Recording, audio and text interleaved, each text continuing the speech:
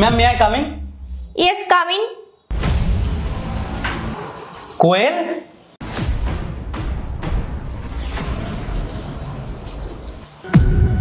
এটা তোমার অফিস? হ্যাঁ, আমার অফিস। আর তুমি না, আপনি। আমি তোমাকে শেষবারের মতন জিজ্ঞাসা করছি, তুমি কি আমাকে বিয়ে করবে, হ্যাঁ কি না? আরে আমি তোমাকে বিয়ের জন্য মানা করছি না, কিন্তু তুমি আমার জিনিসটাও বোঝার চেষ্টা করো। আমি এখন ইনকাম করি না, 1 টাকা কামাই না, আমি তোমাকে কোথায় রাখবো, কি করে থাকবো আমরা? কিন্তু তুমি তো কোনো চেষ্টাই করছো না, ইন্টারভিউ দিচ্ছ না, কোনো কাজও খুঁজছো না। আমি আর কতদিন তোমার জন্য এভাবে বসে থাকবো? বাড়িতে আমার প্রত্যেক সময় লড়াই করতে হচ্ছে। দেখলে, এখনো বিয়ে হয়নি তুমি কথা শোনানো শুরু করে দিয়েছো। বিয়ে হলে তাহলে কতটা ঝামেলা হবে তুমি ভাবো।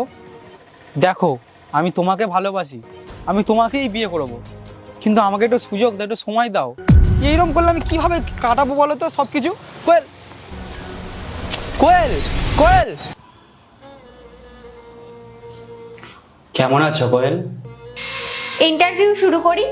এমনিই আপনি 30 minute late. Show me your document. Sorry madam.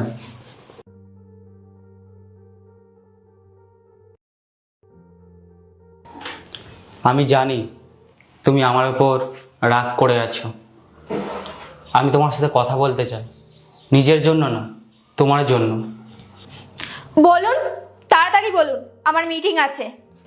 আমি জানি আজকে তোমার কাছে সব কিছু আছে, তুমি একটা সফল নারী, কিন্তু সেই সময় যদি আমি তোমাকে বিয়ে করতাম, তুমি এত সফল হতে পারতে না।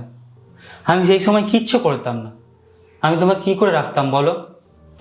তোমার বাড়ির লোক বিয়ের জন্য এত তাড়াহুড়ো করছিল যে ওই সময় আমার কিচ্ছু করার ছিল না। কিন্তু আমার মনে একটা প্রশ্ন আছে, তুমি এখানে এইভাবে, আর তোমার গায়ে সাদা কাপড় কেন? আমার বিয়ের 4 মাস পরেই আমার বর একটা অ্যাক্সিডেন্টে এই দুনিয়া ছেড়ে চলে গেছে। আর এটা ওরই কোম্পানি। আমি এই 4 বছর ধরে এই কোম্পানি চালাচ্ছি।